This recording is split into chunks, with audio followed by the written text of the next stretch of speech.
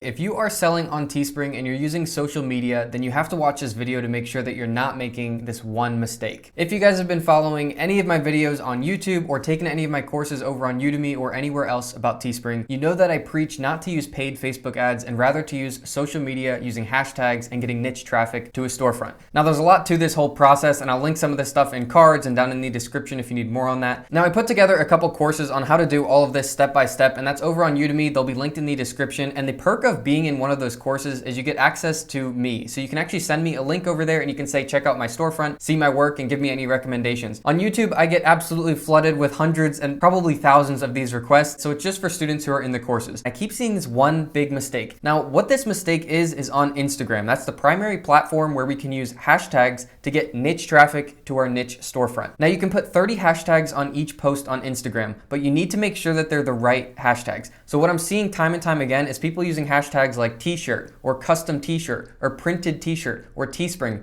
This is the wrong approach. Now, before I get a little bit deeper in that, I first want to clarify why I say to use hashtags. So the reason you use hashtags is you're probably going to have a newer account on Instagram and you're not going to have a big following. I always use the example of yoga, so I'm going to use it for this. So let's say you start a yoga storefront. Then you create a new Instagram page and it's all about yoga. So it's going to be niche specific. You won't post anything unless it's related to yoga. And then you start using hashtags to build the following and get people to see your posts before they're actually following your page. So in other words, when you have a new page and you're starting this off, you don't have any followers on your Instagram page. So when you start posting, no one's going to see it organically. So you have to use these hashtags to get it in front of people who are just browsing through Instagram and interested in yoga. That's why these hashtags work, because it's getting it in front of people who like yoga and aren't following your page yet, so they wouldn't otherwise see it unless you put those hashtags on it. So to get back to this problem and solution here, a lot of people were putting hashtag t-shirt, hashtag custom t-shirt.